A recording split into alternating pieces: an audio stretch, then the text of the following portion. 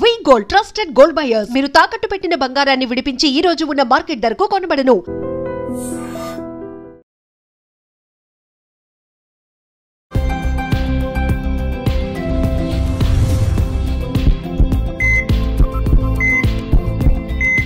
నమస్తే, welcome to healthy conversations with I dream media. నేను మీ Jhansi. So ఈరోజు మనతో ఉన్నారు consultant neurologist doctor Yashwant Paidimari. So సార్తో మాట్లాడి ఎప్పుడైనా కానీ మీ రిలేటివ్స్లో ఫ్రెండ్స్లో ఎవరైనా ఫిట్స్ రావడం ఆఫీసెస్లో కానీ స్కూల్ ఆర్ కాలేజ్లో చూసారా? అసలు ఫిట్స్ అనేది ఎందుకు వస్తుంది, అంటే కారణాలు ఏముంటాయి? ఏమైనా మనం మెడికేషన్తో స్టాప్ చేయొచ్చా, అంటే వంశపారంపర్యంగా వస్తాయి? ఈ డౌట్స్ అన్నీ కూడా క్లారిఫికేషన్ చేసుకునే ప్రయత్నం చేద్దాం. నమస్తే సార్. నమస్తే అండి. సో ఎపిలెప్సీ అంటూ ఉంటారు, ఫిట్స్ అంటూ ఉంటారు. ఈ రెండు ఒకటేనా? అసలు ఒకవేళ ఎందుకు వస్తుంది ఫిట్స్ అనేది? అంటే మన పేరెంట్స్ జెనెటికల్గా వచ్చే అవకాశం ఉంటుందా? దీన్ని ఎక్కడ స్టాప్ చేయాలి, ఎలా స్టాప్ చేసుకోవచ్చు? ఓకే, సో సాధారణంగా ఫిట్స్ అంటే అందరికీ తెలుసు. ఆ ఒక్క ఎపిసోడ్ని డిస్క్రైబ్ చేయడానికి మాత్రమే దాన్ని ఫిట్స్ అంటారు. ఈరోజు ఫిట్స్ వచ్చింది అని ఈరోజు జరిగిన ఈవెంట్ని లేకపోతే వన్ సింగిల్ ఎపిసోడ్ని డిస్క్రైబ్ చేయడానికి మాత్రమే ఫిట్స్ అంటారు. బట్ ఇఫ్ ఎట్ ఆల్ వారికి మళ్ళీ వచ్చే అవకాశం ఎక్కువగా ఉంది, లేదంటే కనీసం 2 or more than 2 ఎపిసోడ్స్ వచ్చాయంటే మాత్రం వాళ్ళని ఎపిలెప్సీ అంటారు. ఓకే ఓకే, అంటే ఫ్రీక్వెంట్గా వస్తున్నాయి అనుకోండి. ఇప్పుడు మంత్లో రెగ్యులర్గా ఒక 10 times అబోవ్ వచ్చాయి అనుకోండి, దాన్ని ఎలా మనం కన్సిడర్ చేయొచ్చు?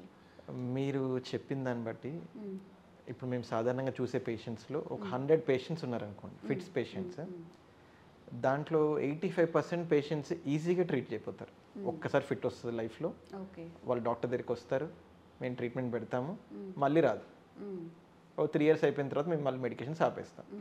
యూజువల్గా ఇలా ఉంటుంది. సో నేను చెప్తాను మళ్ళీ.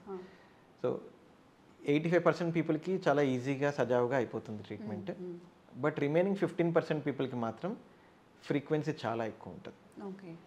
బట్ మీరు ఏదైతే చెప్పారో నెలకి 10 times అనేది, అది 100లో ఒక్కడే ఉంటారు. ఓకే, అది చాలా రేర్. బట్ ఎవరికైతే కనుక అట్లీస్ట్ 2 or more ఉన్నప్పుడు మనం దాన్ని ఎపిలెప్సీ అంటాం. ఒక సింగిల్ ఎపిసోడే వచ్చింది అంటే మనం దాన్ని ఫిట్స్ అంటాం. ఓకే, సో ఫిట్స్ ఒకసారి వచ్చిందనుకోండి ఎవరికైనా కానీ, మామూలుగా కారణాలు ఎలా ఉండొచ్చు? కొంతమందికి జస్ట్ షుగర్ డౌన్ అయింది, దానివల్ల ఫిట్స్ రావచ్చు. షుగర్ డౌన్ అయినా ఫిట్స్ రావచ్చు. కొంతమందికి సోడియం డౌన్ అయితే ఫిట్స్ రావచ్చు, కాల్షియం అప్ ఆర్ డౌన్ అయినా ఫిట్స్ రావచ్చు, మెగ్నీషియం డౌన్ అయినా ఫిట్స్ రావచ్చు.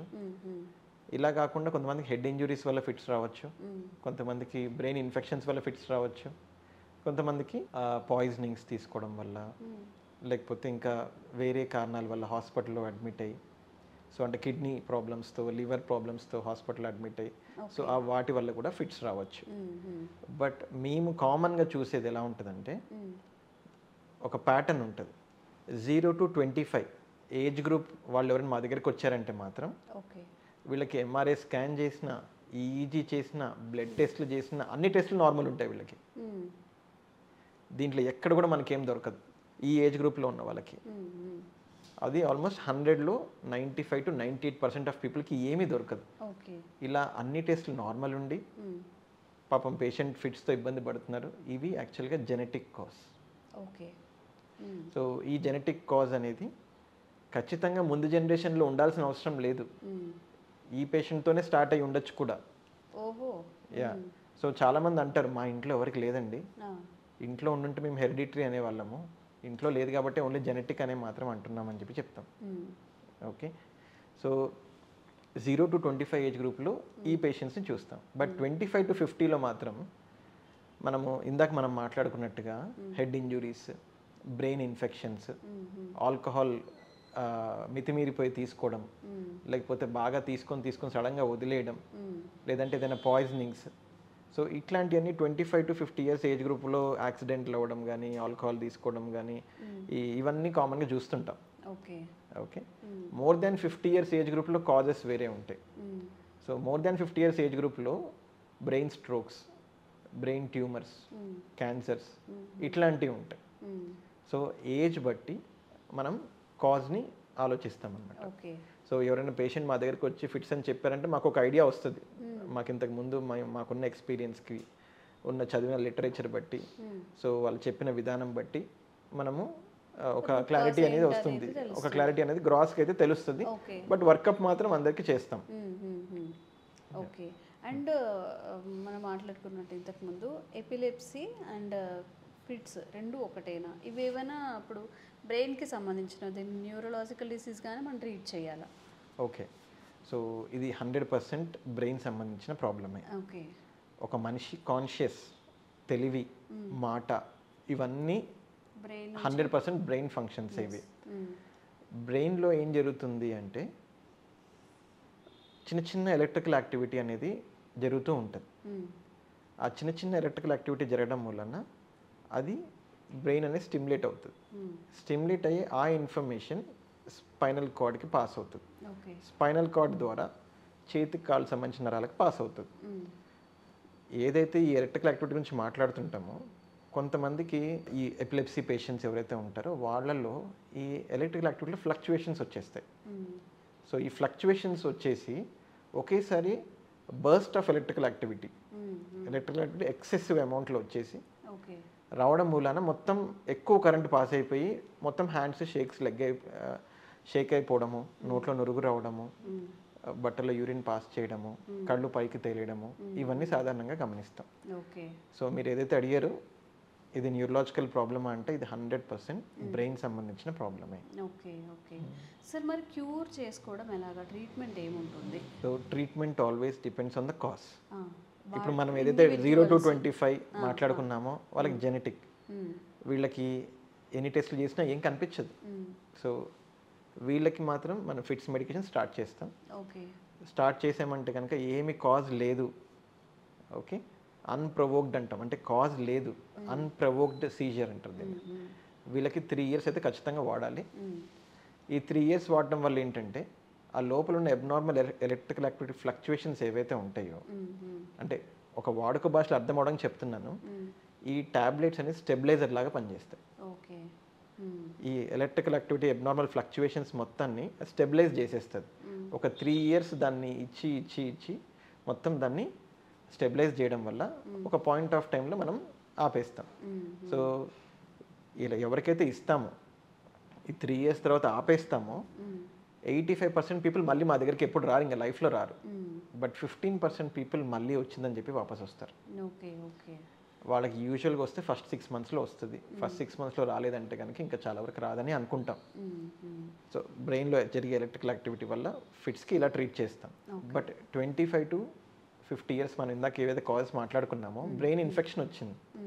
బ్రెయిన్ ఇన్ఫెక్షన్ అంటే అందరికీ రికవర్ అయిపోతారు కదా. సో వాళ్ళకి కొంచెం షార్ట్ టర్మ్ కోర్స్ ఉంటుంది, వాళ్ళకి ప్రొలాంగ్డ్ 3 years కోర్స్ ఉండదు. డిపెండింగ్ ఆన్ ద కాజ్ మనం డిసైడ్ చేస్తాం. సో చాలా మందికి మెదడు వాపు జ్వరాలు అంటారు. సో ఇవి వచ్చి 2 weeksలో 3 weeksలో రికవర్ అయిపోయారు అనుకోండి, వాళ్ళకు 1-2 yearsలో ఆపేసుకోవచ్చు. బట్ ఇఫ్ ఎట్ ఆల్ వాళ్ళు బెడ్ బౌండ్ అయ్యి బ్రెయిన్లో చాలా డ్యామేజ్, ఎక్స్టెన్సివ్ డ్యామేజ్ అయిన వాళ్ళకి మాత్రం కొంచెం ఎక్కువ రోజులే ఇస్తాం. ఇంకా కొంతమందికి సోడియం తగ్గిపోయింది, జస్ట్ కాల్షియం తగ్గింది అంటే సోడియం రికవర్ అయిపోగానే 1 monthకి ఆపేస్తాం. అంటే ఇప్పుడు స్పాట్లో ఏదైతే జరుగుతుందో దానికి రిలేటెడ్గా మనం వాళ్ళకి ఏం కావాలో రూట్ కాజ్ని మనం ట్రీట్ చేస్తే సరిపోతుంది కొన్ని కేసెస్లో. కొన్ని మాత్రం కొంచెం ప్రొలాంగ్డ్గా ఉంటుంది తగ్గడానికి. ఓకే. అండ్ ఇప్పుడు ఈ ఫిట్స్ ఒకవేళ ప్రొలాంగ్డ్ ఉన్న వాళ్ళకి వాళ్ళు ఇఫ్ మ్యారేజ్ అయిన తర్వాత వాళ్ళ పిల్లలకి వచ్చే అవకాశం కానీ అలాంటివి ఏమైనా జరుగుతూ ఉంటాయా? అంటే ఇది పెనెట్రేషన్ ఆఫ్ ద డిసీజ్ అంటారు. నెక్స్ట్ జనరేషన్ని ఒక డిసీజ్ అనేది ఎంత పెనెట్రేట్ చేస్తుంది అనేది. సో చాలామంది ఈ ఫిట్స్ పేషెంట్ వచ్చిన వాళ్ళు వీళ్ళందరూ మమ్మల్ని కామన్గా అడుగుతుంటారు. ఇప్పుడు కొంతమంది పెళ్లి చేసుకోబోయే వాళ్ళు కూడా వాళ్ళు నార్మల్గా వాళ్ళ పాత డాక్యుమెంట్స్ తీసుకొచ్చి ఈ అబ్బాయిని కానీ అమ్మాయిని కానీ పెళ్లి చేసుకుంటే మాకు పుట్టబోయే పిల్లలకి ఏమైనా ఫిట్స్ వచ్చే అవకాశం ఉంటుందా అని చెప్పి అడుగుతుంటారు వాళ్ళు సాధారణంగా. మీరు ఏదైతే అడిగారో కామన్గా ఎక్స్ప్రెస్ చేస్తూ ఉంటారు. సో మేము చెప్పేది ఏంటంటే వాళ్ళకి, సో ఖచ్చితంగా రాదు అని అయితే ఏం చెప్పలేము, బట్ యూజువల్గా 10 మంది పిల్లలు పుడితే ఒకరికి వచ్చే అవకాశం ఉంటుంది. సో బట్ మనకి ఆ 10 మందిలో ఆ ఒక్కళ్ళే పుట్టారా లేదంటే మిగతా వాడు పుట్టారా అనేది మనకి చెప్పలేము. సో యూజువల్గా అయితే కనుక అలా ఉంటుంది. సో ఇంకా వాళ్ళు అండర్స్టాండ్ చేసుకుని అర్థం చేసుకుని వాళ్ళు పెళ్లి చేసుకుంటారు.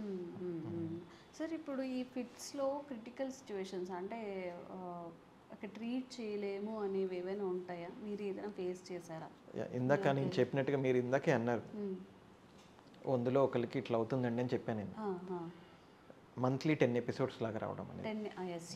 సో వీళ్ళకి ఏంటంటే వీళ్ళు చాలా రకాల మెడికేషన్స్ ట్రై చేసి ఒకటి వర్కౌట్ కాలేదని రెండోది షిఫ్ట్ చేసి, రెండోది వర్కౌట్ కాలేదని మూడోది షిఫ్ట్ చేసి, ఇప్పుడు ఏంటంటే ఒకేసారి 2 ఇవ్వడం, ఒకేసారి 3 ఇవ్వడం, ఒకేసారి 4 ఇవ్వడం ఇలా కూడా చేస్తారు. సో ఇన్ని చేసిన వర్కౌట్ కాని వాళ్ళకి మాత్రం ఎపిలెప్సీ సర్జరీస్ అని ఉంటాయి. బట్ అది కూడా అందరికీ వర్కౌట్ అవ్వదు. అది ఎవరికి వర్కౌట్ అవుతుంది, ఎవరికి వర్కౌట్ కాదనేది ప్రొలాంగ్డ్ ఈజీస్ అనేది చేయడానికి ఉంటుంది. సో ఇది ఎవరికి అంటే ఎంఆర్ఐ స్కాన్ నార్మల్ ఉన్న వాళ్ళకి, ఎంఆర్ఐ స్కాన్లో ప్రాబ్లం ఐడెంటిఫై అయిందంటే కనుక ఆ ఎంఆర్ఐ స్కాన్లో ఉన్న ప్రాబ్లంకి ట్రీట్ చేయాలి. ఓకే, బ్రెయిన్లో ట్యూమర్ ఉంది, దానివల్ల ఫిట్స్ వస్తున్నాయి, ట్యూమర్ తీసేయడమే. ఓకే, అన్ని పరీక్షలు అనేవి నార్మల్ ఉంది, అప్పుడు ఫిట్స్ వస్తున్న వాళ్ళకి ఏంటంటే ప్రొలాంగ్డ్ ఈజీ 3 days ఈజీస్ చేస్తాం.